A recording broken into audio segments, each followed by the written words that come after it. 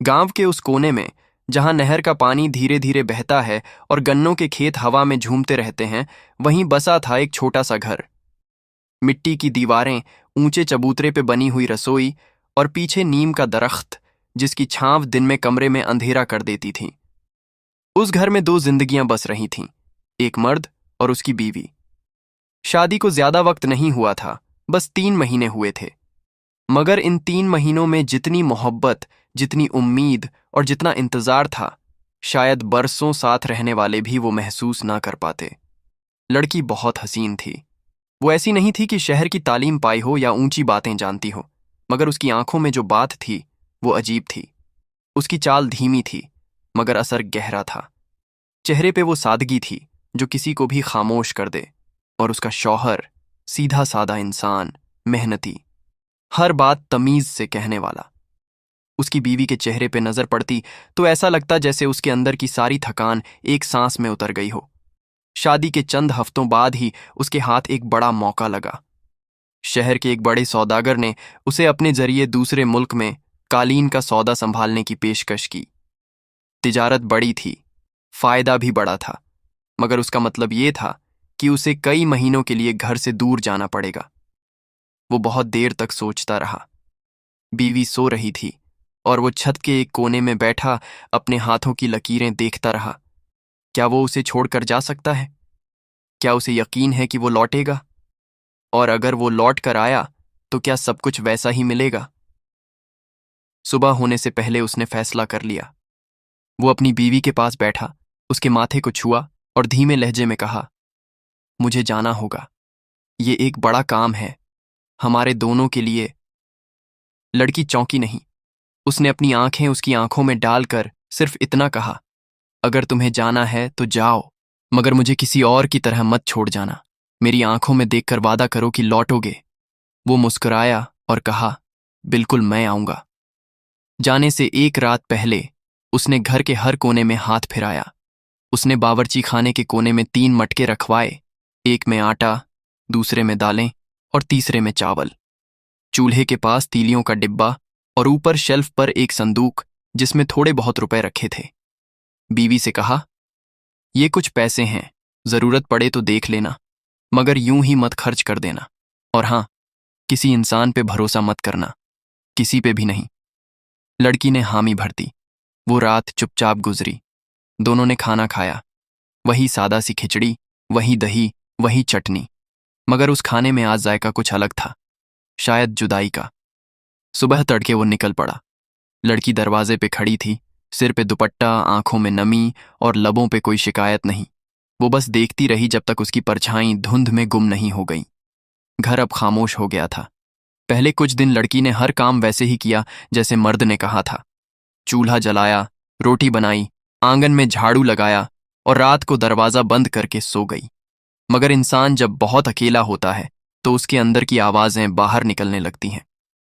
करीब एक हफ्ते बाद लड़की ने एक पुराना संदूक निकाला। उस संदूक में कुछ पुराने खत थे और एक खत ऐसा था जिसे उसने कभी जलाया नहीं था, मगर पढ़ा भी नहीं था दोबारा। वो खत उसके पुराने यार का था। शादी से पहले ये लड़की गांव में एक लड़के से प्यार करती थी और वो लड़का भी लड़की से प्यार करता था। एक ऐसा रिश्ता जो गांव की गलियों में छिपकर पलता था, जहां किसी ने कुछ कहा नहीं मगर सब जानते थे। खत में लिखा था, मैं जानता हूं तू किसी और की हो गई है, मगर मेरा दिल अब भी वहीं है जहां तू अपने बाल सुखाती थी और मैं दूर खड़ा देखा करता था। अगर कभी भी तुझे मेरी जरूरत हो, बस एक इशारा देना। लड़की ने खत मोड़ा, फिर खोला, फिर मोड़ा। फिर उस रात देर तक नींद नहीं आई। तीसरे दिन शाम ढलते ही किसी ने दरवाजा खटखटाया। लड़की ने दरवाजा खोला। सामने वही था, वही उसका पुराना यार। न वो मुस्कुराया, न उसने पूछा, बस आंखें आंखों से मिली और दरवाजा खुद ब खुद खुल गया। उस रात घर के अंदर का हर कोना गवाह बना, उन सांसों का, उन लम्हों का जिनका कोई नाम नहीं होता। बस एक आवाज होती है जो अंदर कहीं गूंजती है, जुर्म। ये आने जाने का सिलसिला चल पड़ा। हर 2-3 दिन में वो आता, दरवाजा बंद होता और फिर वो अंदर लेट जाता। लड़की अब वैसी नहीं रही थी जैसी पहली रात थी। अब वो आईने में खुद को कम देखती थी। अब वो सवाल ज्यादा पूछती थी। अगर वो लौट आया तो अगर ये सब किसी को पता चल गया तो। मगर उसके सवालों से ज्यादा तेज चल रहा था वक्त। अपने पुराने यार के साथ अय्याशियां करती हुई वो लड़की अब हामिला यानी प्रेग्नेंट हो गई थी। वो दोनों घबराए कि अब क्या होगा, लेकिन अब वो दोनों कुछ कर भी नहीं सकते थे। 9 महीने बाद एक दिन उस घर में एक बच्ची पैदा हुई। ना कोई दाई बुलवाई गई, न किसी को खबर दी गई। बस वो यार साथ बैठा था। बच्ची एकदम खामोश था, न चीख न हंसी, बस दो आंखें जो सब कुछ देख रही थीं। लड़की ने अपने यार को देखा और कहा, इस बच्ची को अब यहां नहीं रखा जा सकता। वो बोला, तू मेरे साथ चलना, मैं ऐसी जगह जानता हूं जहां कोई नहीं आता होगा। 2-3 दिन गुजरे। एक रात जब सब सो गए तो दोनों एक कंबल में लिपटा हुआ बच्चा लेकर निकल पड़े। चांदनी बादलों में छुपी हुई थी और खेतों में सन्नाटा पसरा हुआ था। गांव से दूर, बहुत दूर, एक पुराना जंगल था। जंगल में एक टूटा हुआ पेड़ और वहीं एक जगह जहां मिट्टी थोड़ी नरम थी। वो वहां गड्ढा खोदने लगे, एक एक फावड़ा मिट्टी हटा रहे थे। बच्चा बिल्कुल चुप, जैसे जानता हो कि उसके लिए क्या तय हो चुका है। और तभी खड़ खड़ खड़ एक अजीब सी आवाज आई, जैसे सूखी टहनियां टूट रही हों, जैसे जमीन के नीचे कुछ खिसक रहा हो। दोनों ने एक दूसरे को देखा। फिर आवाज दोबारा आई, तेज, पास और डरावनी। मर्द ने लड़की का हाथ पकड़ा और बोला, कुछ गड़बड़ है, यहां से निकलते हैं। वो बच्ची वहीं रह गई, गड्ढे के पास, मिट्टी के एक किनारे पर, और दोनों वहां से भाग पड़े जैसे उनके पीछे कोई साया हो। जंगल की हवा में रात का सन्नाटा गहराता जा रहा था। पेड़ पौधों की आवाजें सुनाई देती थीं, झाड़ियों की सरसराहट, कहीं दूर किसी उल्लू की बोली, और कहीं कहीं टहनियों से टपकती ओस की बूंदें। उस घने जंगल के एक हिस्से में जमीन हल्की सी खुदी हुई थी, जैसे किसी ने जल्दबाजी में गड्ढा बनाया हो। इसी गड्ढे के पास एक नवजात बच्चा, बिल्कुल अकेला, नंगा जिस्म, मिट्टी से सना हुआ, अपनी ही सांसों की गर्मी से जूझता हुआ पड़ा था। उसकी आंखें बंद थीं, हाथ पांव हिल भी नहीं रहे थे, लेकिन वो जिंदा था। सांसें बहुत धीमी लेकिन चल रही थीं। कुछ ही दूरी पर एक ऊंचा पेड़ था, जिसकी सबसे ऊपरी शाख पर एक मादा तोता बैठी थी।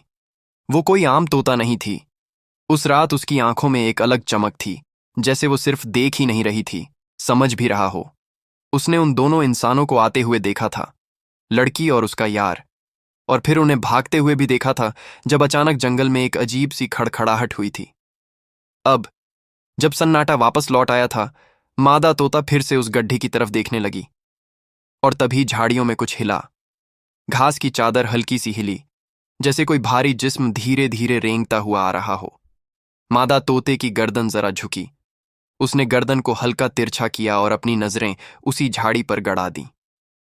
चंद लम्हों बाद एक जंगली जानवर बाहर आया, बिल्कुल धीमे कदमों से, जैसे उसे भी डर हो कि कोई उसे देख रहा है।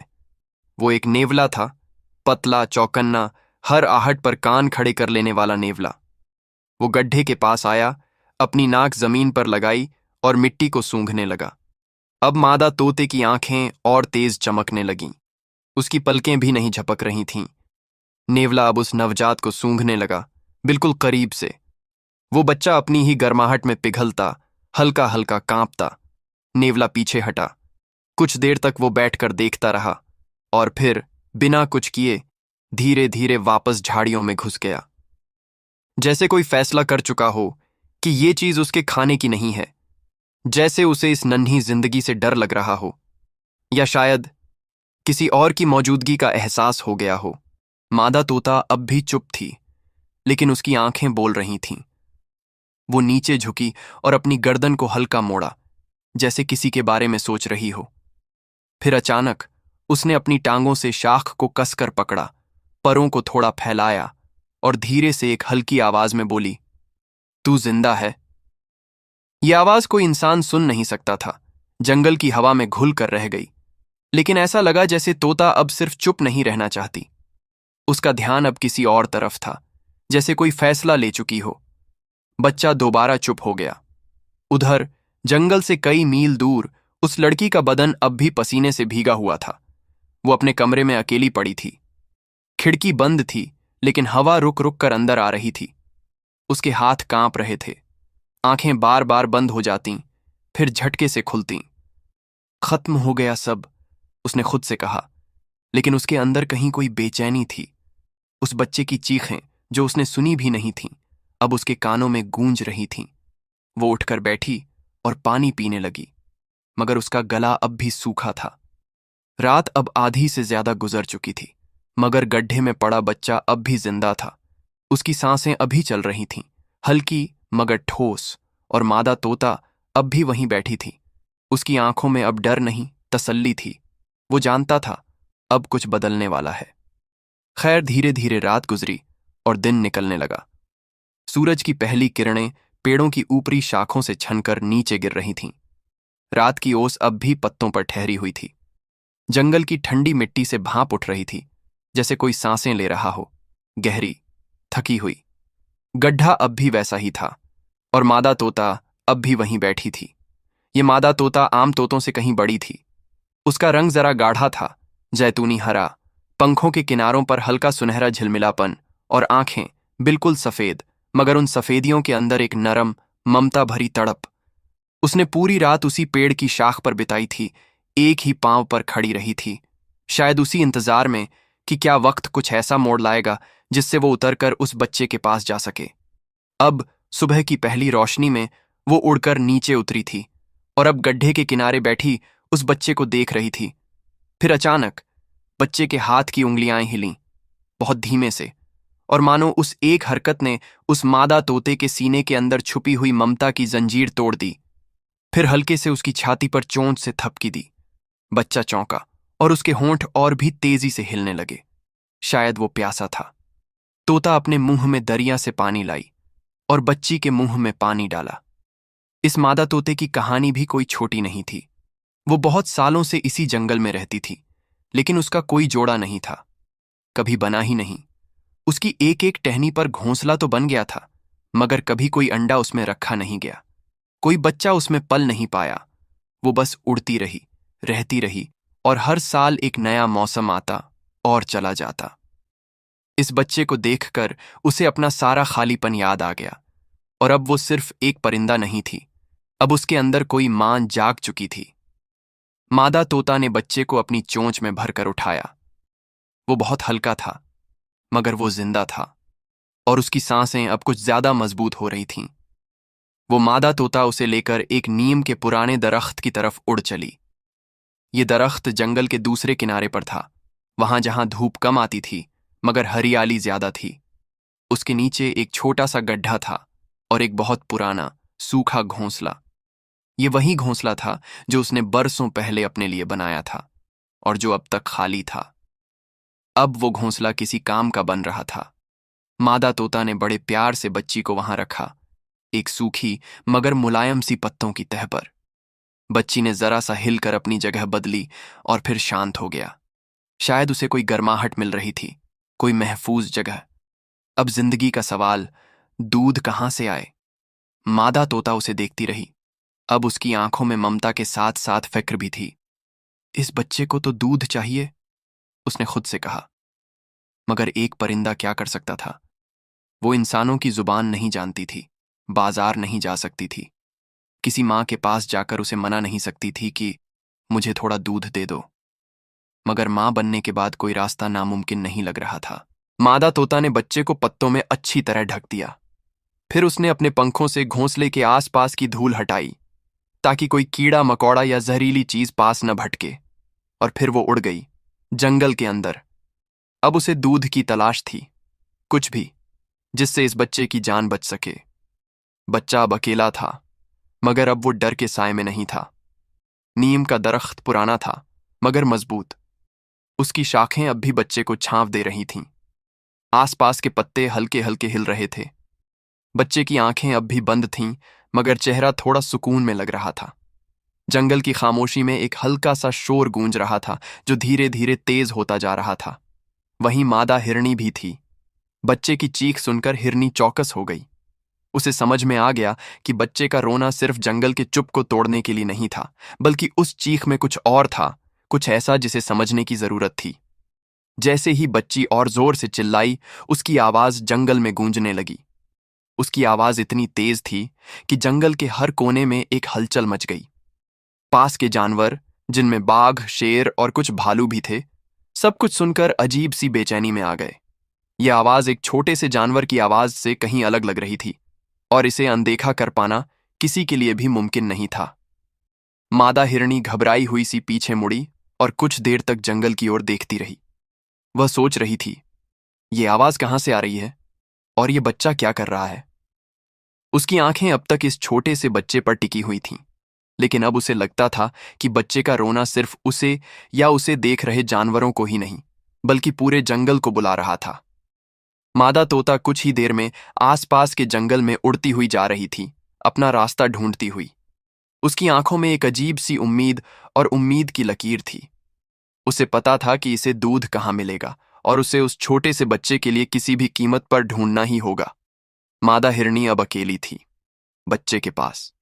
वह बहुत खामोश थी, लेकिन उसकी आंखों में एक चमक थी, जैसे वह जानती हो कि वह इस बच्चे के लिए कुछ खास कर रही है।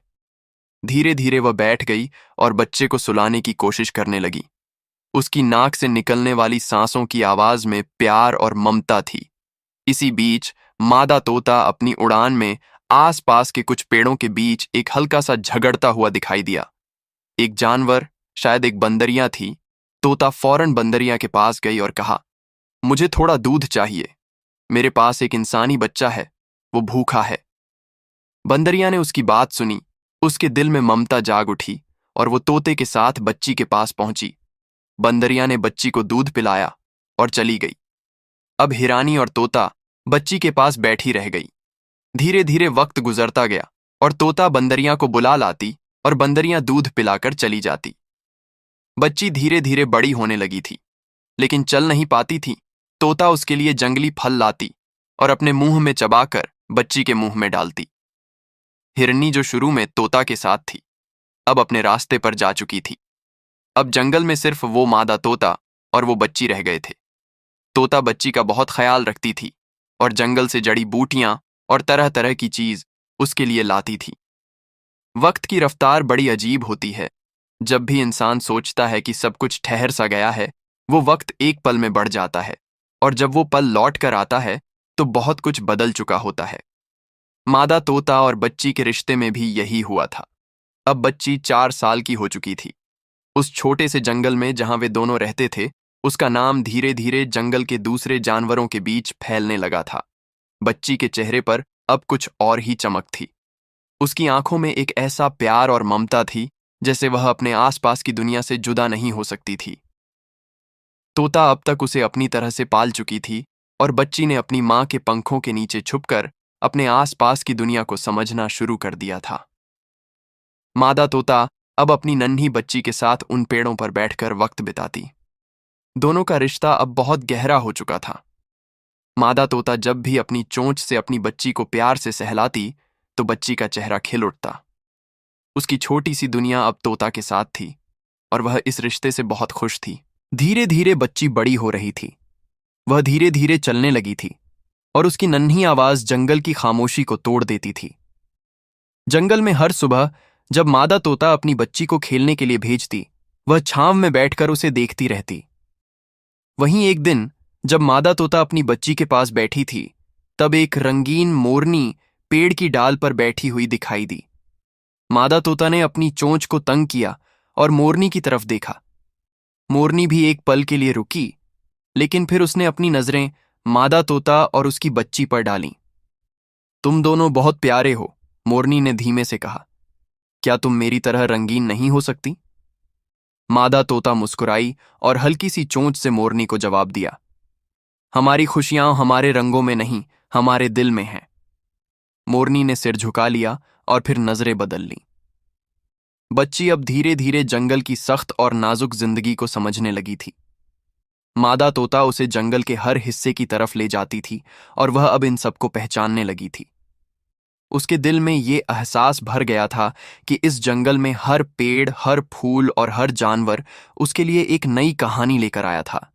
लेकिन सबसे ज्यादा जो उसे महसूस हो रहा था, वह था तोता का प्यार। वह जानती थी कि उसकी असल मां वही है जो उसे इस जंगल में पाल रही थी। मादा तोता के पंखों के नीचे छिपी यह नन्ही बच्ची आज भी वही प्यार महसूस करती थी, जैसे कभी उसकी असली मां ने किया होगा। मादा तोता अपनी बच्ची को बहुत समझदारी से सिखाती। वह जानती थी कि जंगल की दुनिया बहुत कठिन है और हर कदम की अहमियत होती है। फिर भी वो बच्ची के प्यारे सवालों का मुस्कान के साथ जवाब देती। माँ, बच्ची कभी पूछती, क्या इंसान भी हमें यहां ढूंढ सकते हैं? तो मादा तोता गहरी सांस लेकर कहती, इंसान बहुत दूर हैं, लेकिन तुम्हें कभी डरने की जरूरत नहीं। एक दिन जब दोनों जंगल के एक घने हिस्से में जा रहे थे, तो अचानक कहीं से एक बूढ़ा आदमी आता हुआ दिखाई दिया। उसकी उम्र तकरीबन 70 साल के करीब होगी। बाल सफेद, चेहरे पर झुर्रियां और आंखों में कुछ पुरानी सी खामोशी थी। यह आदमी किसी तरह से जंगल के बीचों बीच आते हुए नजर आया। उसकी पीठ पर एक छोटा सा बस्ता लटक रहा था और उसके हाथ में कुछ पैक किए हुए छोटे छोटे जड़ी बूटियां थीं।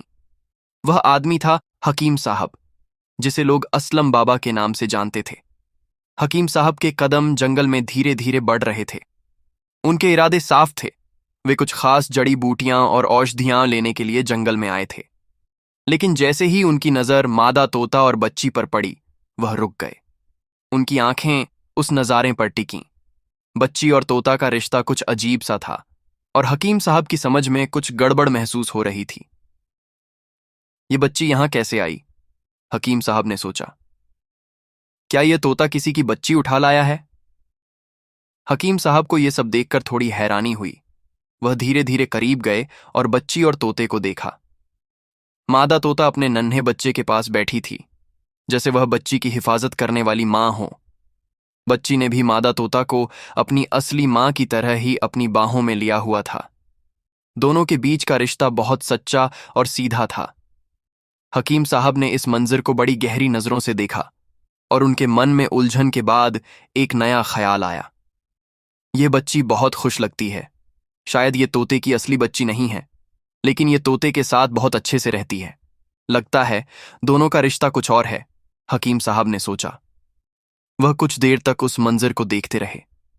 फिर धीरे धीरे मादा तोता की तरफ बढ़ते हुए उन्होंने उससे पूछा, क्या तुम इस बच्ची को हमारे साथ ले जाने दोगी? मादा तोता ने अपनी चोंच तंग कर दी, जैसे वह नहीं चाहती थी कि बच्ची को कोई और ले जाए। उसकी आंखों में एक गहरी हिफाजत का एहसास था और उसकी चुप्पी यह बता रही थी कि वह बच्ची को किसी को नहीं देने वाली।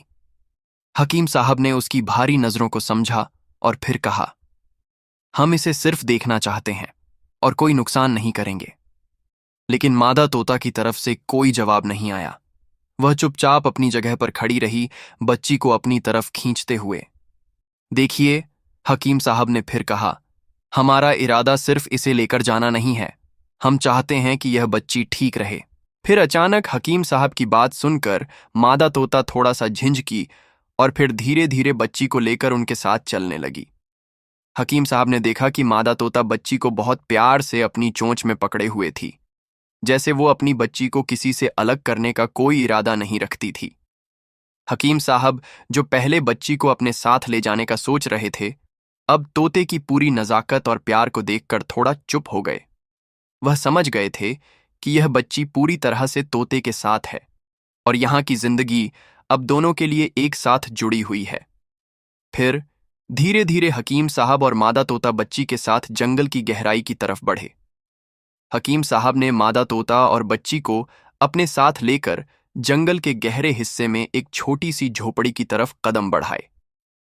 झोपड़ी जंगल के एक खामोश और घने इलाके में बसी हुई थी, जहां चारों तरफ हरियाली थी और हवा में ठंडक के साथ साथ एक अजीब सी खामोशी भी थी। झोपड़ी इतनी सादा थी कि उसे देखकर कोई भी यह नहीं कह सकता था कि यह कोई हकीम का घर है। छोटी सी लकड़ी से बनी, खपरैल वाली यह झोपड़ी बहुत कुछ छिपाए हुए थी, जैसे जंगल की राजों को ही समेटे हुए हों। झोपड़ी के भीतर जब कदम रखा तो वहां की सादा और खामोश सूरत ने सबको अपने दायरे में ले लिया। एक छोटी सी चूल्हे पर पानी चढ़ा था, बगल में कुछ बर्तन रखे हुए थे और एक कोने में तरह तरह की जड़ी बूटियां और दवाइयां पड़ी थीं। झोपड़ी के भीतर एक छोटा सा लकड़ी का पलंग था और उसके पास ही एक लकड़ी की टेबल पर कुछ किताबें रखी हुई थीं। ये सब कुछ बहुत सादा था, लेकिन इस सादगी में भी एक गहरी समझ छिपी हुई थी, जैसे हकीम साहब की जिंदगी भी खुद में एक राज हो। हकीम साहब ने मादा तोता और बच्ची को अंदर आने का इशारा किया। मादा तोता बच्ची को अपने साथ लेकर कमरे में घुसी और हकीम साहब ने दोनों को खुशामदीद करते हुए कहा, अब तुम लोग यहां महफूज हो, यहां से तुम्हारी नई जिंदगी शुरू होगी। हकीम साहब ने मादा तोता को बच्ची के बारे में फिक्र करने से रोका और उसे भरोसा दिलाया कि वो बच्ची अब उनकी निगरानी में रहेगी। उन्होंने बच्ची का नाम चांदनी रखा, क्योंकि वह रात की चांदनी जैसी सीधी और प्यारी लग रही थी। अब चांदनी हकीम साहब की बेटी थी। उन्होंने उसे अपनी बेटी की तरह पालना शुरू किया। हकीम साहब के पास वह सारी जड़ी बूटियां और दवाइयां थीं जो वह सालों से इकट्ठी करते आए थे, और उनका इस्तेमाल करके उन्होंने चांदनी का इलाज करना शुरू किया। जैसे जैसे चांदनी बड़ी होती गई, हकीम साहब उसे नई नई चीजें सिखाने लगे। उसे बहुत सी जड़ी बूटियां, दवाइयां और उनके इस्तेमाल के बारे में समझाने लगे। चांदनी की समझ में जल्दी ही ये बातें आने लगीं और वह धीरे धीरे हकीम साहब की शागिर्द बन गई। हकीम साहब उसे सिर्फ दवाइयों और जड़ी बूटियों के बारे में ही नहीं, बल्कि जंगल के बारे में भी बताते थे। वह उसे यह भी सिखाते थे कि कैसे जंगल में हर चीज की अपनी जगह होती है और कैसे इनके साथ तालमेल बैठाकर जिया जा सकता है। चांदनी उनकी बातें बहुत ध्यान से सुनती और हर बात को समझने की कोशिश करती। हकीम साहब की बातें उसे बहुत प्यारी लगतीं और वह हमेशा उन्हें अपनी जिंदगी का हिस्सा मानने लगी। चांदनी अब उस तोते के साथ भी ज्यादा बंध चुकी थी। दोनों के बीच का रिश्ता कुछ ऐसा था जैसे एक माँ और बेटी का हो। मादा तोता ने चांदनी के प्यार में कोई कसर नहीं छोड़ी थी। चांदनी अब 20 साल की हो चुकी थी। उसकी आंखों में वही प्यारी सी झलक थी जो उसे बचपन में हकीम साहब ने सिखाई थी, मगर अब उसकी आंखों में गहरी समझ थी। उसकी सादगी अब कुछ अलग थी। उसमें एक खास तरह का पक्का इरादा था, जैसे वह अब किसी भी मुश्किल को पार कर सकती थी। उसकी खूबसूरती अब सिर्फ उसकी सूरत से नहीं, बल्कि उसकी आंखों से, उसकी मुस्कान से और उसकी हर एक हरकत से झलकने लगी थी। उसकी रंगत जैसे और भी निखर आई थी। उसका गोरा रंग और नाजुक चेहरे पर एक ताजगी सी बसी हुई थी। उसकी आंखों में एक गहरी, सच्ची समझ और खामोश जज्बात थे। हर कोई जो चांदनी को देखता, वही उसके अंदर छिपी उस गहरी सोच और मुस्कान को महसूस करता। चांदनी की अक्लमंदी अब सब पर खुलकर सामने आने लगी थी। अब वह किसी भी मुश्किल से जूझने के लिए पूरी तरह से तैयार थी। उसकी दवाइयां और इलाज बीमार लोगों को इलाज के बाद राहत देने में कामयाब रहते थे। हकीम साहब ने उसे इस काम में इतनी महारत सिखाई थी कि अब वह खुद भी माहिर हकीम बन चुकी थी। हकीम साहब को भी कभी कभी चांदनी की कामयाबी देखकर हैरानी होती। वह खुद तो अपनी जिंदगी में जंगल में ही रहे थे, लेकिन चांदनी ने उस जंगल को अपना घर बना लिया था और उसमें रहकर ही उसने अपने हुनर को और भी निखारा था। चांदनी के हाथों में जो जड़ी बूटियां होतीं, वे सिर्फ दवाइयां नहीं होती थीं, बल्कि उनमें चांदनी का प्यार और उसकी मेहनत भी शामिल होती थी। जब भी कोई बीमार आता, उसकी आंखों में न सिर्फ उम्मीद, बल्कि चांदनी की उम्मीद और उसकी जिद्दोजहद का एहसास होता, और वह बीमार जल्दी ही ठीक हो जाता, जैसे चांदनी के पास एक जादू सा हो। लेकिन यह जादू कोई अनोखा नहीं था। यह उसकी मेहनत, दिल और खामोशी थी। हकीम साहब को अपनी शागिर्द पर फख्र था। उन्हें अब यह समझ में आ गया था कि वह लड़की, जो एक वक्त जंगल के एक कोने से निकली थी, अब इतनी बड़ी हकीम बन चुकी थी। वह खामोशी से अपने काम में लगी रहती और धीरे धीरे वह और भी मजबूत बनती जा रही थी। वह सिर्फ उनकी शागिर्द नहीं रही थी, बल्कि उनकी एक तरह से बराबरी की साथी बन चुकी थी। हकीम साहब के दिल में चांदनी के लिए बहुत प्यार था, क्योंकि उन्होंने जंगल में पली हुई एक लड़की को सिर्फ शागिर्द नहीं बनाया, बल्कि एक मजबूत हकीम का हुनर भी सिखाया था। वह यह देखकर खुश होते कि उनकी सारी मेहनत रंग लाई और चांदनी अब अपने पैरों पर खड़ी हो चुकी थी। चांदनी और मादा तोता का रिश्ता अब कुछ ऐसा था जैसे माँ और बेटी का हो। वह दोनों अब एक दूसरे के बिना अधूरे थे। चांदनी ने हमेशा मादा तोते को अपनी माँ की तरह माना था। वह जब भी उलझन में होती या किसी चीज को लेकर परेशान होती, तो मादा तोता के पास मशवरा लेने आती। मादा तोता उसको मशवरा देती और चांदनी उसके पास बैठकर बातें करती। मादा तोता अब उसकी सच्ची सहेली बन चुकी थी। यह रिश्ता अब और भी गहरा हो चुका था, और चांदनी अब समझती थी कि यह तोता सिर्फ उसका दोस्त नहीं है, बल्कि वह उसकी जिद्दोजहद, उसकी लड़ाई और उसकी ताकत का हिस्सा बन चुका है। एक बार जंगल की सुबह हर रोज की तरह नहीं थी। उस दिन सब कुछ थोड़ा अजीब, थोड़ा भारी लग रहा था, जैसे पेड़ भी किसी सोच में हों, पत्ते अपनी हरकतें रोककर किसी खास पल का इंतजार कर रहे हों। झोंपड़ी के अंदर चांदनी चुपचाप बैठी थी, आंखों में हल्की सी नमी और दिल में उलझन की परतें। असलम बाबा यानी हकीम साहब अपने थैले में कुछ जरूरी चीजें भर रहे थे। पुरानी किताबें, खास कलम, 2 शीशियां और वो नक्शा जो सिर्फ उन्हें समझ आता था। बेटी, उन्होंने नर्म लहजे में कहा, कुछ दिन मुझे बाहर जाना होगा। बहुत पुरानी एक जगह, एक इलाज बाकी है कहीं दूर, जो अधूरा रह गया था। चांदनी ने सवाल नहीं किया। उसने तो हमेशा यही देखा था कि असलम बाबा की जुबान में कोई भी बात हो, वो गलत नहीं सोचते। इस झोंपड़ी की हिफाजत अब तेरे जिम्मे है, उन्होंने कहा। तू अब बच्ची नहीं रही, और याद रख, जंगल बोलता है, अगर दिल साफ हो तो दरख्त भी बातें करते हैं। तोता, जो हमेशा की तरह चांदनी के पास बैठा था, एक बार पंख फड़फड़ाकर बोला, जैसे वो भी कह रहा हो, मैं हूं ना। असलम बाबा ने एक बार चांदनी के सर पर हाथ रखा, फिर धीमे धीमे झोंपड़ी से निकल गए। और चांदनी दरवाजे पर खड़ी उन्हें तब तक देखती रही जब तक उनकी सफेद चादर पेड़ों के पीछे गुम नहीं हो गई। अगली सुबह सूरज उगा। चांदनी ने अपने कांधे पर एक छोटी सी झोली टांगी, जिसमें कुछ पुरानी शीशियां, बर्फ सा हल्का कपड़ा और एक नक्शा था। आज उसे और उसके तोते को जंगल के थोड़े गहरे हिस्से में जाना था, नई जड़ी बूटियों की तलाश में। जंगल धीरे धीरे जाग रहा था। हवा में सीलन थी, मगर दरख्तों की सरसराहट में कोई डर नहीं, बल्कि राहत थी। चलते चलते जब वो दोनों जंगल के उस हिस्से में पहुंचे जहां पेड़ बहुत घने हो जाते थे और रोशनी भी छन छन कर जमीन पर गिरती थी, तभी अचानक एक अजीब सी हंसी की आवाज आई। वो हंसी इंसान की तो जरूर थी, मगर दिल को कचोट देने वाली, जैसे कोई बुराई अपनी जीत पर मुस्कुरा रही हो। चांदनी ठिठक गई। उसने अपने तोते की तरफ देखा और वो भी चौकन्ना हो गया। उसकी आंखों में कुछ ऐसा था जो कहता था, रुकना नहीं, देखना जरूर। उन्होंने चुपचाप झाड़ियों की ओट ली और उस आवाज की तरफ बढ़े। धीरे धीरे पेड़ पीछे छूटते गए और सामने जो मंजर था वो वाकई हैरान कर देने वाला था। एक नौजवान जिसकी उम्र ज्यादा नहीं थी, 24 या 25 साल रही होगी, जिस्म से कमजोर नहीं लग रहा था, मगर उस वक्त जमीन पर लहूलुहान पड़ा था। उसका चेहरा इतना साफ था कि पहली नजर में ही चांदनी समझ गई, ये कोई आम इंसान नहीं। कपड़े शाही, तलवार पास में गिरी हुई और आंखों में वो दर्द जो सिर्फ किसी गद्दारी के बाद आता है।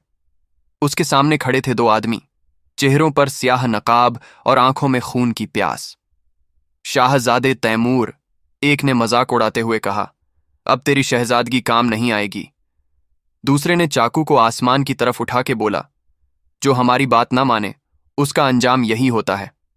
शाहजादा जमीन से उठने की नाकाम कोशिश करता हुआ बुदबुदाया, तुम लोगों ने मुझसे गद्दारी की है, इसका अंजाम बहुत बुरा होगा। दोनों फिर से हंस पड़े। उनकी हंसी किसी खतरनाक खेल की तरह जंगल की खामोशी में गूंज रही थी। चांदनी की सांसें थम गईं, उसकी हथेलियां पसीने से भीग गईं, मगर दिल में जो महसूस हुआ वो सिर्फ डर नहीं था, वो इंसानियत का एक साफ सा एहसास था। हमें कुछ करना होगा, उसने धीरे से कहा। तोता उसकी कंधे से उड़कर पास के पेड़ पर जा बैठा। उधर एक डाकू ने तैमूर के कंधे पर पांव रख दिया और तलवार सीधी उसकी तरफ उठा ली। तेरी आखिरी सांस है शायद ये शहजादे, उसने झार भरे लहजे में कहा। मगर तभी शोर, एक जोर का चीखनुमा शोर जंगल में गूंजा। ऊपर आसमान से तेजी के साथ एक परिंदा झपटा और सीधा डाकू की आंखों पर हमला किया। कर कर! तोते का हमला अचानक था, बेहिसाब तेज और बिल्कुल निशाने पर। उसकी चोंच ने डाकू की आंख के पास गहरा घाव कर दिया। वो दर्द से चीखा और पीछे हट गया। दूसरा डाकू कुछ समझता उससे पहले ही चांदनी ने पीछे से उसकी टांगों पर लकड़ी से जोर का वार किया। वो लड़खड़ाया और वहीं जमीन पर गिर पड़ा। तैमूर हक्का बक्का रह गया। उसे समझ नहीं आया ये हो क्या रहा है। तोता अब हवा में मंडरा रहा था, दूसरे डाकू पर चोंच और पंजों से हमला करता जा रहा था। चांदनी ने दौड़कर तैमूर के बाजू से सहारा दिया। मत बोलिए, हिलिए मत, उसने नर्म मगर मजबूत लहजे में कहा। तैमूर ने उसकी आंखों में देखा, एक अजनबी लड़की जो जंगल में थी, मगर किसी मल्लिका जैसी शक्ल और दिल में किसी मां जैसा प्यार। उसने अपना जड़ी बूटी वाला अर्क उसकी खुली चोट पर डाला। तैमूर ने दर्द से आंखें बंद कर लीं, मगर खून बहना रुक गया। तभी दूसरा डाकू चाकू लिए उठ खड़ा हुआ। चांदनी ने पलटकर देखा, अब वो उसकी तरफ बढ़ रहा था। तोता! चांदनी ने चीख मारी। तोते ने सीधा झपट्टा मारा। इस बार उसके हाथ पर चाकू वहीं गिर पड़ा। तैमूर ने वहीं पड़े पड़े अपनी गिरती तलवार को खींचा और उसी वक्त जब डाकू फिर से उठने ही वाला था, सीधा उसकी टांग पर वार कर दिया। अब दोनों डाकू पीछे हटने लगे, चेहरे डर से सफेद, आंखों में वहशत। हम बाद में लौटेंगे, एक बोला और दोनों दौड़ते हुए जंगल के अंदर गायब हो गए। जंगल फिर से खामोश हो गया, मगर इस बार यह खामोशी सुकून दे रही थी। चांदनी ने तैमूर की तरफ देखा। अब कुछ नहीं होगा आपको, बस थोड़ा सब्र कीजिए। तैमूर ने हौले से मुस्कुराया। तुम कौन हो? और ये परिंदा, क्या ये तुम्हारा साथी है?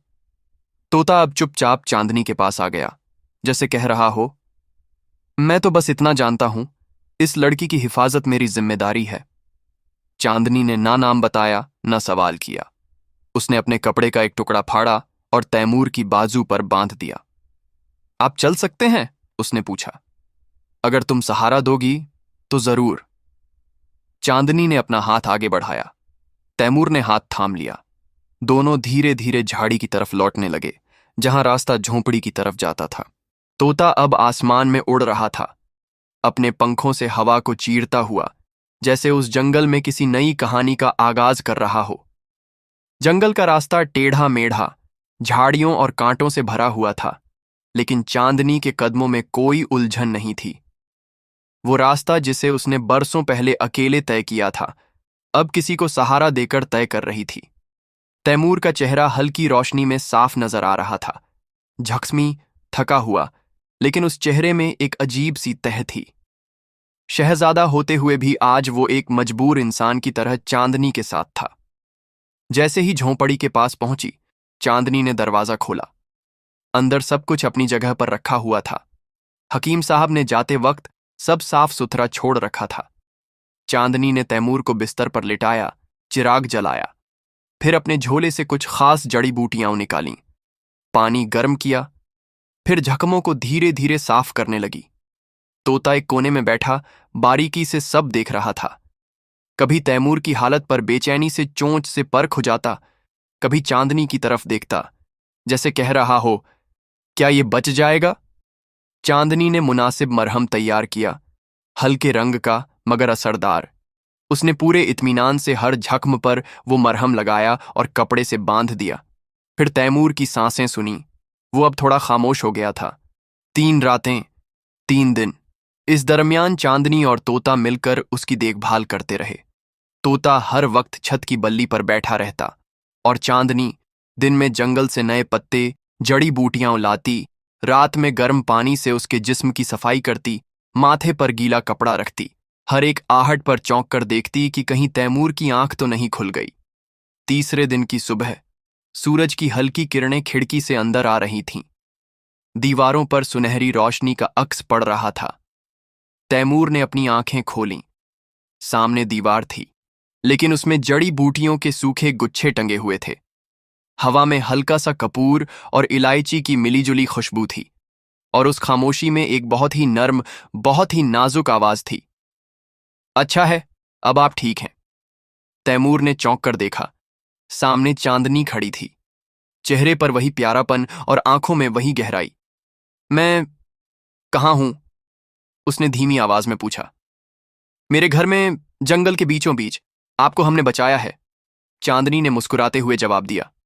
तोता उस वक्त चांदनी के पास आ बैठा, जैसे कह रहा हो, मैं भी था उस लड़ाई में।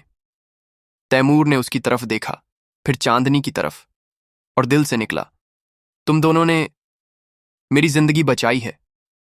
चांदनी ने न घमंड किया, न कोई जवाब दिया, बस धीमे से कहा, अब आप बिल्कुल ठीक हैं, कुछ ही दिनों में चल सकेंगे। हकीम साहब ने बहुत कुछ सिखाया है मुझे, उनका ही असर है ये इलाज।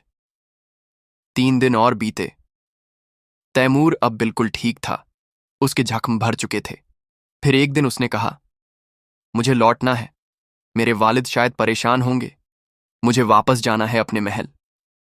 तैमूर चला गया, घोड़े पर सवार, शाही कपड़ों में, मगर दिल में उस झोंपड़ी की महक, उस लड़की की आवाज और उस तोते की बहादुरी की कहानी। वो नहीं जानता था कि उसके महल लौटते ही सूरत हाल कुछ और होने वाले हैं। महल के ऊंचे बुर्ज पर सूरज की किरणें उतर रही थीं। किले के अंदर सन्नाटा था, मगर दरबार के बाहर एक हलचल सी थी। शहजादा तैमूर लौट आया था। 7 दिन से उसका कोई अता पता नहीं था। तमाम सिपाही, वजीर और मुलाजिम परेशान थे, और सबसे ज्यादा परेशान थे खुद बादशाह। उनका चेहरा फिक्र से भरा हुआ था, आंखों में नींद नहीं थी। बेटा तैमूर, मेरी आंखों का तारा, कहीं कुछ हो गया तो। अचानक महल के अहाते में एक सवार की आमद हुई। घोड़ा धूल से सना हुआ, कपड़े हल्की खराशों और मिट्टी से भरे हुए, लेकिन आंखों में चमक। तैमूर था। बादशाह अपनी जगह से उठकर बाहर आए, गले लगा लिया बेटे को, और फिर थोड़ी देर बाद नजरों में सवाल था, बेटा, ये क्या हाल बना रखा है? 7 दिन से तुम गायब थे, न कोई पैगाम न खबर। तुम्हारे साथ जो 4 सिपाही थे वो भी नहीं लौटे। कहो, क्या हुआ तुम्हारे साथ जंगल में? तैमूर ने एक लंबी सांस ली, फिर अपने जख्मी हाथ को देखा और धीरे से कहा, अब्बा जान, मेरे साथ गद्दारी हुई है। दरबार में खामोशी छा गई। बादशाह की आंखों में हैरानी और नाराजगी का मिला जुला असर था। गद्दारी? किसने? तैमूर ने ठहर कर बात शुरू की। हम 4 सिपाही और मैं जंगल के पूरबी किनारे की तरफ गश्त पर निकले थे। सब कुछ मामूली था, लेकिन तीसरे दिन एक मोड़ पर पहुंचते ही 2 सिपाही पीछे रह गए और 2 मेरे साथ आगे बढ़े। अचानक उन 2 सिपाहियों ने मेरी पीठ पर वार किया, मेरी तलवार गिर गई और मैं जमीन पर गिर पड़ा। बादशाह के चेहरे पर गुस्से की लकीरें साफ थीं। मुझे कहाँ गया? माफ करना शहजादे, हमें हुक्म मिला था तुम्हें रास्ते से हटाने का। मैंने पूछा, किसका हुक्म? तो उन्होंने सिर्फ मुस्कुरा दिया और कहा, बड़े लोग हैं जिनकी नजरों में अब तुम रुकावट हो। मुझे छोड़कर वो मुझे मरा हुआ समझकर चले गए। बादशाह की मुट्ठियां भींच गईं, उनकी सांसें तेज हो गईं। और फिर अब्बा जान, मुझे नहीं पता मैं कब तक बेहोश पड़ा रहा, लेकिन जब होश आया तो मैं एक झोंपड़ी में था। एक लड़की मेरी मरहम पट्टी कर रही थी, बेहद सलीखे और तजुर्बे के साथ। उसके साथ एक तोता था।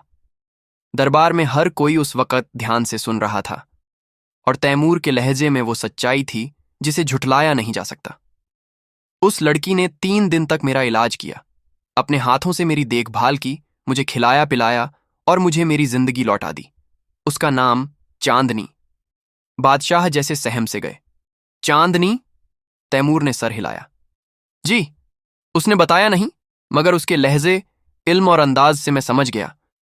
वो हकीम असलम साहब की बेटी है, वही असलम बाबा जो आपकी जवानी के दोस्त थे। बादशाह चुप हो गए, फिर गहरी आवाज में बोले, फौरन आदमी भेजे जाए, चांदनी को इज्जत के साथ महल बुलाया जाए। तैमूर की आंखों में हल्की सी चमक थी। क्या मैं खुद जा सकता हूं? बादशाह ने कहा, बेटा, याद रखना, ये रियासत है, यहां हर रिश्ता आसान नहीं होता। हमारी ये मोहब्बत, ये एहसान भी बहुतों को रास नहीं आएगा। और फिर वहां दरबार में कुछ चेहरे थे जो अब बेचैन हो उठे थे। वजीर की आंखें नीची थीं, कुछ अमीर सर झुकाए बैठे थे, जैसे उन्हें डर था कि तैमूर की वापसी के साथ कुछ पुराने राज्य भी जिंदा हो जाएंगे। बादशाह ने कहा, अब हम खुद देखेंगे कि चांदनी सिर्फ एक जंगल की लड़की है या इस तख्त की जिंदगी। सुबह का वक्त था। नीम के दरख्त से हल्की सी धूप छनकर झोंपड़ी की छत पर पड़ रही थी। चांदनी चूल्हे पर हल्के आंच पर कोई काढ़ा तैयार कर रही थी, कोई पुरानी मगर असरदार जड़ी बूटी जिसे वो अक्सर जंगल से खुद लाया करती थी। पास में ही वो तोता बैठा था, जो अब उसके हर काम का गवाह बन चुका था। अचानक झोंपड़ी के बाहर घोड़ों की टापें सुनाई दीं। चांदनी ने पलट कर देखा, और सामने वही था शहजादा तैमूर। उसके पीछे 2 सिपाही थे, मगर शहजादा का चेहरा किसी शाही ऐलान या फख्र से नहीं, बल्कि किसी उलझन, किसी सवाल की तलाश में डूबा हुआ था। चांदनी धीरे से बाहर आई, तोता उसके पास बैठ गया। शहजादा कुछ देर उसे खामोशी से देखता रहा, फिर नरमी से बोला, तुम चांदनी हो? चांदनी ने गर्दन झुका ली। जी, हकीम असलम साहब की बेटी। चांदनी थोड़ा चौंकी, मगर बोली, हाँ, वही मेरे बाबा हैं। शहजादा के लहजे में एक हैरानी भरी नरमी थी। मगर मुझे तो बताया गया था कि हकीम साहब की कोई औलाद नहीं थी। उन्होंने तो कभी नहीं कहा कि उनकी कोई बेटी है। चांदनी कुछ पल चुप रही, जैसे अपने अंदर किसी पुराने दरवाजे को खोलने की कोशिश कर रही हो। फिर बोली, जब बाबा मुझे लाए थे, मैं सिर्फ 4 साल की थी। मुझे कुछ याद नहीं। मैंने जब से होश संभाला है, उन्हें ही अपना सब बाबा माना है। उन्हीं की झोंपड़ी, उन्हीं की जड़ी बूटियां, उन्हीं का हुनर। मुझे नहीं मालूम कि मैं कौन थी, कहां से आई थी। मुझे सिर्फ इतना याद है कि जब मुझे बुखार होता है तो वो रात भर मेरे पास बैठते हैं। अगर ये रिश्ता खून का नहीं भी है तो भी ये रूह का रिश्ता है। शहजादा की आंखें कुछ भीगी सी हो गईं। वो पहली बार था कि किसी ने इतनी प्यारों और यकीन से बाबा कहा था। और उसी वक्त दूर से किसी घोड़े की टाप सुनाई दी। असलम बाबा। चांदनी की आंखें जैसे भर आईं। बाबा आ गए। वो चूल्हे को छोड़कर दौड़ पड़ी। एक बूढ़े सफेद दाढ़ी वाले शख्स घोड़े से उतरे और चांदनी सीधा उनके गले से लिपट गई, जैसे एक उम्र गुजर गई थी उनसे मिले हुए। बाबा, मेरी बच्ची, मेरी चांदनी। असलम बाबा के लहजे में भीगापन था, आंखों में मोहब्बत। शहजादा कुछ पल दूर खड़ा रहा, फिर आहिस्ता से उनके पास आया। असलम बाबा, आप हकीम हैं और मेरे वालिद के पुराने दोस्त। मुझे आज मालूम हुआ कि आपकी बेटी है और ये वही लड़की है जिसने मेरी जान बचाई। लेकिन अब तुम मुझे बताओ कि इसकी सच्चाई क्या है। असलम बाबा ने मुस्कुराकर सर झुका लिया। शहजादे, मेरी चांदनी मेरी बेटी नहीं है, मगर मैं इसे दिल से अपनी औलाद मानता हूं। कई बरस पहले मैं जंगल में एक दिन एक परिंदे के पास एक बच्ची को पाया था। कोई इंसान का बच्चा। कोई उसे वहां छोड़ गया था। मैंने उसे उठाया, सीने से लगाया, और तभी से ये मेरी औलाद है। शहजादे की आंखों में इज्जत और अफसोस का मिला जुला असर था। आपने इस बच्ची की सिर्फ जान नहीं बचाई, बल्कि एक पहचान, एक इल्म, एक मकसद भी दिया। और आज इस बच्ची ने मेरी जिंदगी बचाई। चांदनी चुपचाप सब सुन रही थी, और उसका तोता, जो अब तक उसके बैठा था, अचानक अपने पंख फैलाकर जोर से चिल्लाया, जैसे वो भी कुछ कह रहा हो। चक चक चक, चांदनी नहीं जाएगी, चांदनी हमारी है। शहजादा मुस्कुरा पड़ा। तुम्हारा तोता भी तुम्हारी हिफाजत करने की कोशिश करता है, लेकिन आज हम सब मिलकर तुम्हें वहां ले जाएंगे जहां तुम्हारा हक है। चलिए चांदनी, रियासत अब आपका इंतजार कर रही है। असलम बाबा, चांदनी, तोता और दोनों सिपाही सबके सब एक साथ महल की तरफ रवाना हुए। पीछे रह गई सिर्फ वो झोंपड़ी जिसमें एक कहानी जन्मी थी। महल की सीढ़ियों पर जब असलम बाबा, चांदनी और शहजादा तैमूर साथ साथ दाखिल हुए, तो वहां खड़े हर शख्स की नजरें कुछ लम्हात के लिए ठहर गईं। चांदनी पुरसर आंखों के साथ किसी शाही खानदान की बेटी से कम न लग रही थी। उसके साथ तोता था। सुनहरी शीशों से सजा हुआ वो दीवान ए खास, जहां तख्त पर बादशाह बैठे थे, अपने बुजुर्ग दोस्त को देखते ही खड़े हो गए। असलम भाई। उनकी आवाज में मोहब्बत, राहत और कुछ कुछ शर्मिंदगी भी थी। असलम बाबा ने आदाब किया। चांदनी ने भी आदाब किया। तोता हल्की आवाज में बोला, चक चक आदाब। बादशाह की आंखें भर आईं। वो फौरन आगे बढ़े और असलम बाबा को गले से लगा लिया। मुझे माफ कर देना दोस्त, इतने बरसों तक ये नहीं जान सका कि तुमने क्या कुछ झेला और किसको कैसे पाला। बादशाह ने धीरे से चांदनी की तरफ देखा, फिर असलम बाबा की तरफ मुखातिब हुए। अब सब जानना चाहता हूं, ये लड़की, ये चांदनी कौन है? असलम बाबा ने गहरी सांस ली और नर्म लहजे में बोले, 16-17 बरस पहले की बात है। मैं जंगल में एक खास जड़ी बूटी की तलाश में था। नीम के पुराने दरख्त के नीचे एक तोता बड़ी बेकरारी से बोलता फिर रहा था। जब मैं पास गया तो देखा एक प्यारी बच्ची, तकरीबन 4 साल की, मिट्टी में लिपटी हुई, बेहाल सी पड़ी थी। कोई इंसान का बच्चा, जिसे किसी ने वहां फेंक दिया था। और उस वक्त वो तोता उस बच्ची के पास बैठा था, जैसे पहरेदार हो। वो चीखता, बोलता और किसी को पास ना आने देता। मैंने बच्ची को सीने से लगा लिया। तोता भी मेरे साथ ही आया और उस दिन से ये मेरी बेटी बन गई। मैंने इसका नाम रखा चांदनी। तोता जोर से चहक उठा, जैसे वो पल याद कर रहा हो। चांदनी हमारी, हमारी चांदनी! बादशाह की आंखें भर आईं। उन्होंने पास खड़ी चांदनी की तरफ देखा और फिर उसकी आंखों में देखकर कहा, तुमने मेरे बेटे की जिंदगी बचाई, वो भी उस वक्त जब तुम किसी पहचान के बगैर थीं। तुम इस रियासत की कर्जदार नहीं, इस रियासत की रोशनी हो। और फिर उन्होंने असलम बाबा का हाथ थामा। मुझे तुमसे एक और रिश्ता चाहिए दोस्त। मैं चाहता हूं कि चांदनी मेरी बहू बने, शहजादा तैमूर की बीवी, हमारे घर की रोशनी। क्या यह मुमकिन है? असलम बाबा की आंखें भर आईं। उन्होंने एक नजर चांदनी की तरफ डाली। चांदनी झुकी हुई थी, मगर उसकी आंखों में न कोई उलझन थी, न कोई डर, सिर्फ सुकून। बिल्कुल मुमकिन है बादशाह सलामत, मगर बादशाह चौंके। असलम बाबा के लहजे में नरमी के साथ एक अजीब सी सावधानी थी। चांदनी की जिंदगी बहुत सी परतों से बनी है और मैं नहीं चाहता कि उसकी मोहब्बत या इज्जत को कोई महल की साजिशों में गिरा दे। शादी हो, मगर दिलों से हो, सियासत से नहीं। बादशाह मुस्कुराए। मैं तुम्हारे लफ्जों की इज्जत करता हूं दोस्त। तुम्हारी बेटी को बेइज्जत नहीं किया जाएगा, बल्कि इस महल की अजीज और इज्जतदार औरत बनाया जाएगा। शहजादा तैमूर आगे बढ़ा, चांदनी के सामने खड़ा हुआ। मैं जानता हूं तुम मेरे लिए क्या हो, और इस रिश्ते को सिर्फ नाम नहीं, प्यार भी दूंगा। चांदनी ने पहली बार उसकी आंखों में देखा और फिर हल्के लहजे में मुस्कुराकर सर झुका दिया। महल रंग बिरंगे फूलों से सजाया गया। हर तरफ रोशनी, हर तरफ खुशियां। सादी मगर दिल से की गई शादी हुई। चांदनी और तैमूर एक हो गए। और तोता, वो शाही छत के झूमर पर बैठकर बार बार बोलता रहा, हमारी चांदनी, हमारी चांदनी। हकीम साहब के लिए भी महल के अंदर एक बड़ा और खूबसूरत कमरा तैयार किया गया था। शादी के कुछ ही दिन बाद महल में सुकून का माहौल था। चांदनी और तैमूर की जिंदगी नए रंगों से भर चुकी थी। लोग उनके रिश्ते को देखकर हैरान थे। कैसे एक जंगल में पली हुई लड़की, जो कभी किसी महल की रानी बनने का ख्वाब भी नहीं देख सकती थी, अब शाही परिवार की इज्जतदार बहू बन गई थी। कुछ दिन बाद महल में खबर फैली कि चांदनी के असल माँ बाप की तलाश की जा रही है। तलाशी के दौरान महल के एक पुराने किताब खाने में एक पुरानी किताब मिली, जिसमें एक अजनबी का नाम दर्ज था। उस नाम से एक गांव का जिक्र था, जो महल से काफी दूर था। महल के कुछ खास लोग और तैमूर ने इस गांव का दौरा किया। गांव में पहुंचे तो वहां के बुजुर्गों से पता चला कि ये नाम किसी औरत से जुड़ा हुआ था, जिसका नाम शाहीन था।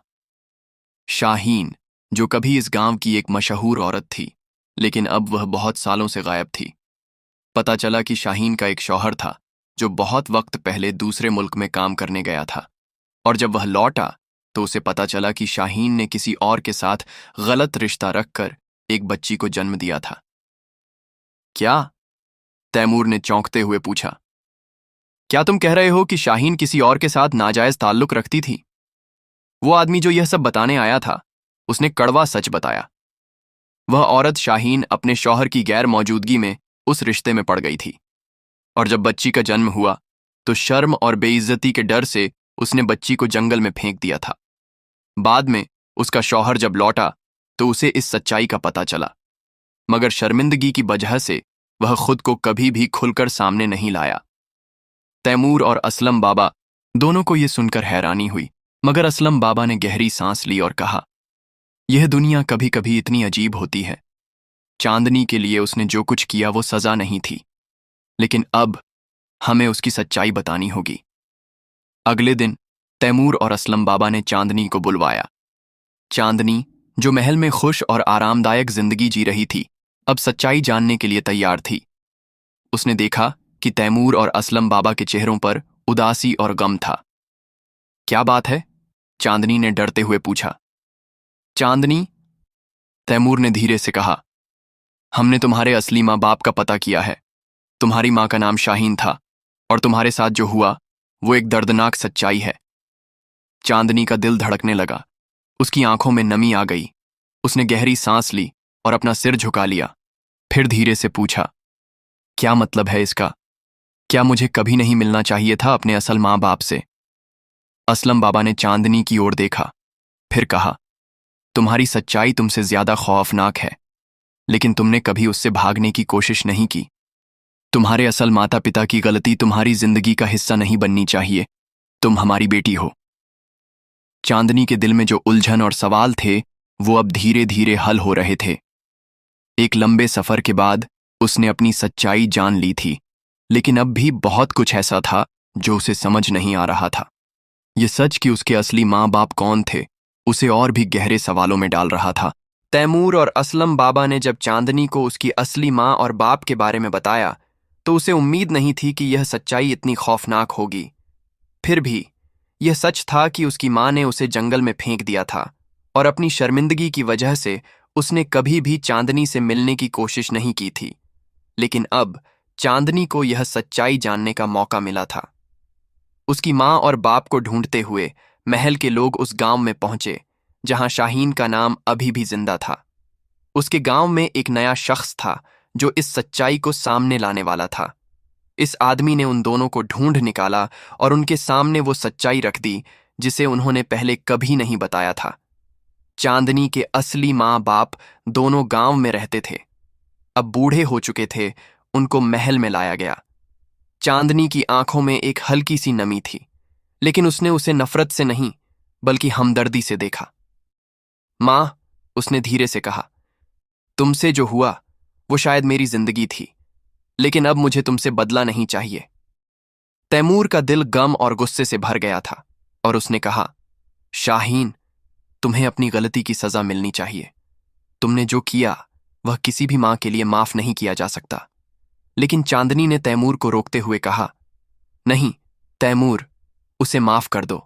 वह मेरी मां है और उसका गुज़िश्ता वक्त अब बदल नहीं सकता। चांदनी ने अपनी मां को देखा और फिर तैमूर और असलम बाबा की तरफ मुड़ते हुए कहा, मैं चाहती हूं कि मां को कोई सजा न दी जाए। उसे अपनी जिंदगी जीने दो और मैं उसे अपनी जिंदगी में शामिल नहीं करूंगी, मगर मैं उसे माफ करती हूं। तैमूर ने चांदनी की बात मान ली। उसने उसकी मां से कहा, तुम्हें वापस गांव भेज दिया जाएगा शाहीन, लेकिन तुम्हें कभी इस महल का हिस्सा नहीं बना सकते। शाहीन ने आंसू भरी आंखों से चांदनी को देखा और कहा, तुम्हारी माफी ने मुझे जीने की एक वजह दी है बेटी। चांदनी ने कहा, मां, ये तुमसे किसी बदला लेने का मामला नहीं है। मैं सिर्फ तुम्हारी माफी को अपना दिल देती हूं, लेकिन अब हमारे रास्ते अलग हैं। चांदनी ने उसे गहरी सांस लेते हुए माफ किया और तैमूर ने हुक्म दिया कि शाहीन को गांव भेज दिया जाए। तुम वापस अपने गांव जा सकती हो शाहीन, तैमूर ने कहा। आखिर में चांदनी और तैमूर अपनी जिंदगी में आगे बढ़े। चांदनी ने अपने माँ बाप से मिलकर अपने दिल के भारी बोझ को हल्का किया और अब वह अपने घरवालों के साथ अपनी जिंदगी की एक नई शुरुआत कर रही थी। उसकी माँ का बुरा वक्त एक अंधेरी छांव था, लेकिन अब चांदनी ने उसे माफ कर दिया और अपनी जिंदगी को एक नए रास्ते पर चलने की राह चुन ली थी। कुछ सच्चाइयां हमें दर्द देती हैं, लेकिन कभी कभी वही सच हमें हमारी ताकत भी देते हैं। चांदनी की जिंदगी में अब सुकून और प्यार था और वह तैमूर के साथ अपने महल में खुशहाल जिंदगी जी रही थी। जंगल में पला हुआ वह बच्चा जो कभी अपने आप के बारे में नहीं जानता था, आज महल की रानी बन चुका था और अब वह अपनी जिंदगी को पूरी तरह से जीने के लिए तैयार थी। कभी कभी हमें सच से डर लगता है, लेकिन जब वो सच सामने आ जाता है तो हमारे दिल की खुशियां भी उसी में छिपी होती हैं। चांदनी ने अपनी मां को माफ कर दिया। उसकी मां गांव चली गई और वो सब महल के अंदर रहने लगे। चांदनी अपने तोते हकीम बाबा असलम, अपने शौहर तैमूर और अपने असली बाप के साथ खुशी खुशी महल के अंदर रहने लगी। इस तरह तोते के साथ बड़ी होने वाली जंगल की वो लड़की अब महल में रानी बन चुकी थी।